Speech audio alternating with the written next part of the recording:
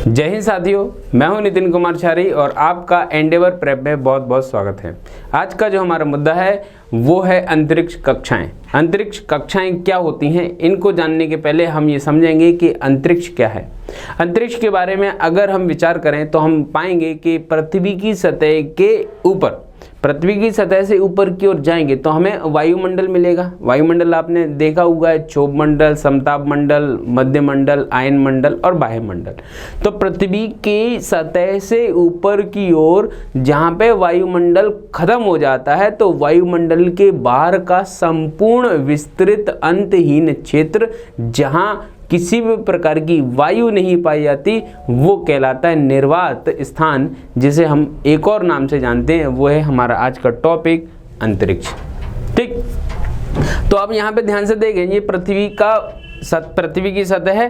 पृथ्वी की सतह से आप ऊपर जा रहे हैं तो आपको यहाँ पे पृथ्वी की सतह के ऊपर की ओर क्या दिखाई दे रहा है, वायुमंडल दिखाई दे रहा है, जिसमें पहला है ट्रोपोस्फियर, यानी कि अभी अपन ने बात किया था क्षोभ मंडल। फिर क्षोभ मंडल के बाद दूसरी जो सतह है उस सतह का नाम क्या है, समताप मंडल, फिर मध्य मंडल, फिर थर्मोस्फीयर के अंतर्गत आपका आएगा आयन मंडल और बाह्य मंडल। इस बाह्य मंडल के बाहर का संपूर्ण क्षेत्र जहाँ पे आपको ये पॉइंट दिखाई दे रहे हैं, ये हैं तारे और सितारे, यानी कि इसको हम कहते हैं अंतरिक्ष। अंतरिक्ष की अगर कभी सीमा के बारे में चर्चा की जाए तो अंतरिक्ष की जो सीमा है उससे अपन कहते हैं कर्मन लाइन, और जो कर्मन लाइन है पृथ्वी की सतह से लगभग 100 किलोमीटर के ऊपर स्थित होती है। वो इसलिए है, कर्मन नामक वैज्ञानिक बताया है कि अगर कोई भी अंतरिक्ष में सैटेलाइट लॉन्च करना है तो वो सैटेलाइट आप इस 100 किलोमीटर के नीचे लॉन्च नहीं कर सकते। क्यों नहीं कर सकते? क्योंकि पृथ्वी की गुरुत्वाकर्षण शक्ति सबसे ज़्यादा होने के कारण इस क्षेत्र में वो पृथ्वी की ओर खिंचा हुआ चला आएगा। पृथ्वी की ओर खिंचा हुआ चले आने से वो स्टेबल नहीं रह पाएगा, इसलिए आप देख रहे हैं सैटेलाइट जो है वो इस कर्मन लाइन के ऊपर है। ठीक, यहाँ पे आप देख रहे हैं प्लेन जो है देखो आपके कहाँ पे उड़ रहा है, समताप मंडल क्षोभ मंडल में उड़ रहा है। अब यहाँ पे एक एक करके अगर अपन समझे तो पृथ्वी के वायुमंडल के बाहर का विस्तृत अंतहीन क्षेत्र, यानी कि जिसका कोई अंत ही नहीं है, ये विस्तृत जो अंतहीन क्षेत्र है, इसी अंतहीन क्षेत्र को ही आप क्या नाम देते हैं, अंतरिक्ष यानी कि स्पेस नाम देते हैं। अंतरिक्ष का आकार सतत रूप से लगातार बढ़ता जा रहा है। इसका एक घर पे आप प्रैक्टिकल कर सकते हैं। आप एक बलून लेना, ठीक है, गुब्बारा आपने बचपन में फुलाए होंगे, उस बलून को आप क्या करेंगे, एक फुलाने के पहले उस पर एक मार्क कर देंगे और एक बगल में दूसरा मार्क कर देंगे, और फिर उसके बाद फुलाने के पहले उनकी दूरी नाप लेंगे कि भैया कितनी दूरी पर हमने वो मार्क की है। फिर आप उस बलून को फुलाते जाना, फुलाते जाना, फुलाते जाना, जब तक वो फटे उसके पहले रुक जाना। फिर आप उनकी दूरी को देख लेना, उनकी दूरी जो है वो क्या हो जाएगी, पहले से ज़्यादा बढ़ जाएगी। ठीक, तो बिग बैंग थ्योरी, ये जो मैं समझा रहा हूँ आपको, बिग बैंग थ्योरी के समझाने के लिए मैं इस्तेमाल करता हूँ। अर्थात मैं यहाँ ये कहना चाह रहा हूँ कि बिग बैंग थ्योरी के आधार पर वैज्ञानिकों ने इस बात को सिद्ध किया है कि पृथ्वी का आकार लगातार बढ़ता जा रहा है। ठीक, जब पृथ्वी का आकार लगातार बढ़ता जा रहा है इसीलिए पृथ्वी के अंतरिक्ष आकार में भी बढ़ोतरी हो रही है। अब आते हैं हम अपने मुख्य मुद्दे पर कि पृथ्वी के चारों ओर की जो कक्षाएं हैं वो कक्षाएं कौन सी हैं जहां पर अंतरिक्ष में मिशन लॉन्च किए जाते हैं, यानी कि अंतरिक्ष के अंतर्गत हम सैटेलाइट को लॉन्च करते हैं। ठीक, तो अंतरिक्ष की जो कक्षाएं उनको दो आधारों पर बांटा जाता है। पहला इसका जो आधार है वो कौन सा है, वो है पृथ्वी की सतह से दूरी, और दूसरी है उसका झुकाव तल। ठीक है, दूसरा है उसका झुकाव तल, और तीसरा हम ये मान सकते हैं कुछ अन्य कक्षाएं भी होती हैं। तो हम यहाँ पे 3 प्रकार की कक्षाएं समझ लेंगे। पहली जो कक्षा है वो LEO कहलाती है। दूरी के आधार पर जो पहली कक्षा है वो कहलाती है LEO, और दूसरी जो कक्षा है वो कहलाती है MEO, और तीसरी जो कक्षा है वो कहलाती है HEO, यानी कि low earth orbit, medium earth orbit और हाई अर्थ ऑर्बिट, यानी कि पृथ्वी की सतह से यदि कोई अंतरिक्ष की कक्षा आप 200 किलोमीटर से लेकर 2000 किलोमीटर की ऊंचाई पर पाते हैं तो वो कक्षा कहलाती है आपकी LEO। आगे हम और भी वीडियो लेके आएंगे जिसके अंतर्गत हम अंतरिक्ष के मिशन की चर्चा करेंगे। जैसे हमने गगनयान के बारे में चर्चा की थी, गगनयान का मिशन जो था हमने बताया था पृथ्वी की सतह से 400 किलोमीटर की ऊंचाई पर जाएगा, उसके माध्यम से यहाँ पर रहकर 4 अंतरिक्ष यात्री जो होंगे भारत के वो अध्ययन करेंगे। तो 400 किलोमीटर का दायरा किस क्षेत्र में आ रहा है? वो आ रहा है आपके LEO कक्षा के अंदर।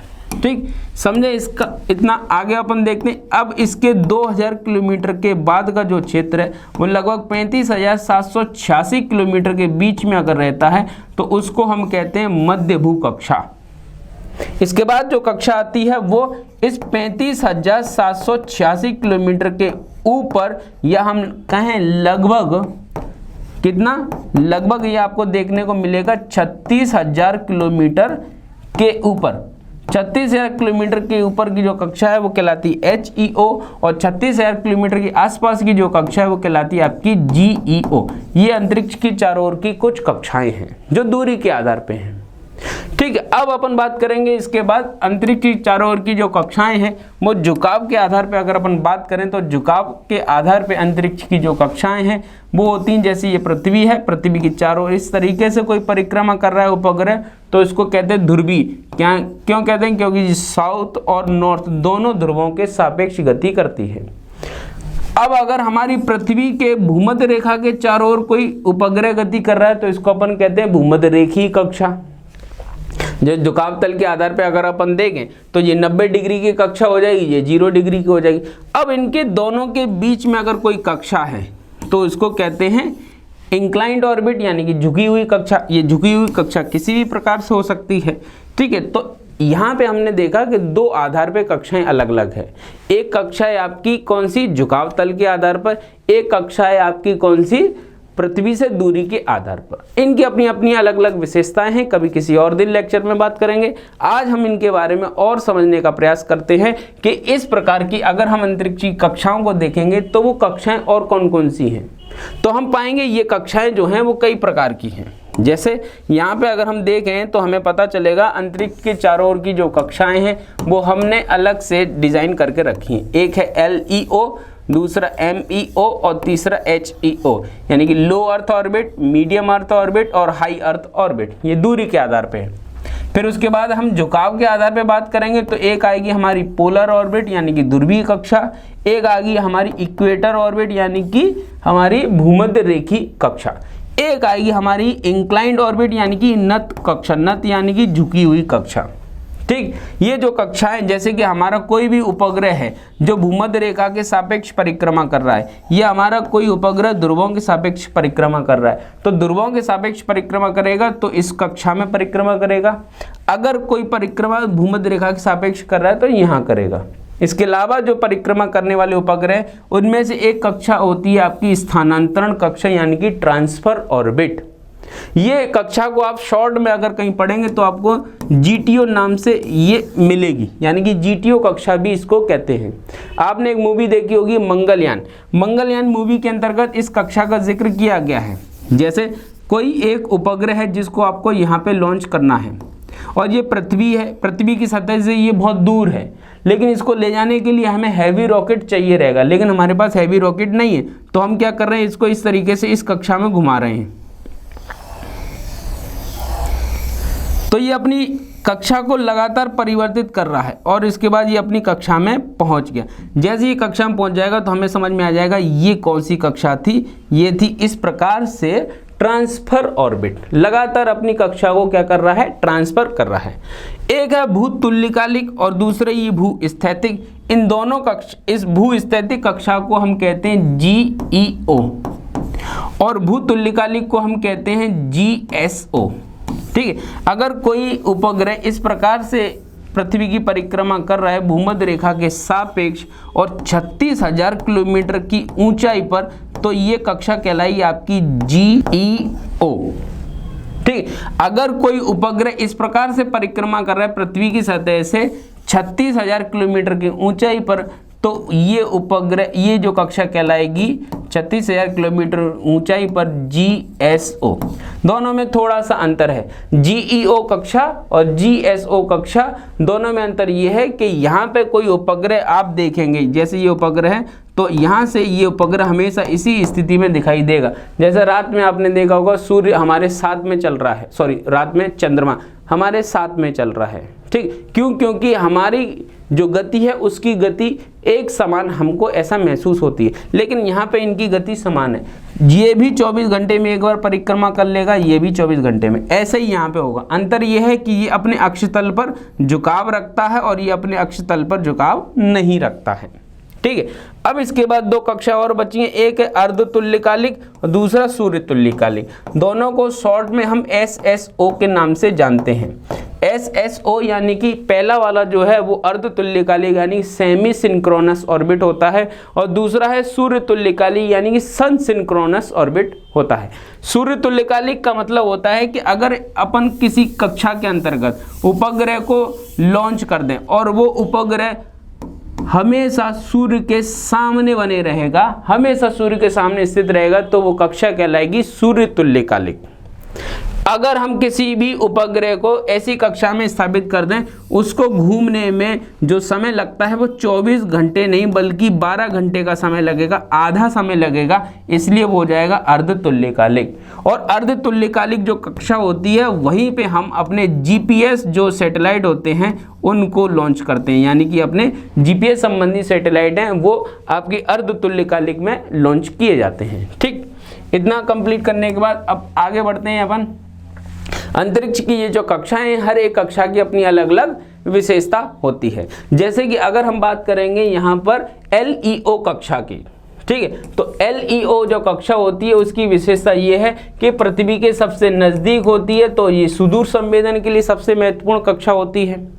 ठीक है, फिर इसी के अंतर्गत एक कक्षा और होती है NEO कक्षा। ये प्रायोगिक कक्षा होती है, नियर अर्थ ऑर्बिट। कोई भी प्रोजेक्ट लॉन्च करने के लिए हम यहाँ पे प्रैक्टिकल कर लेते हैं। ये पृथ्वी की सतह से लगभग 400 किलोमीटर की ऊंचाई पर स्थित होती है। फिर उसके बाद आपका जो MEO है, इस MEO की विशेषता होती है कि यहाँ पर जो उपग्रह लॉन्च किए जाते हैं वो GPS संबंधी लॉन्च किए जाते हैं।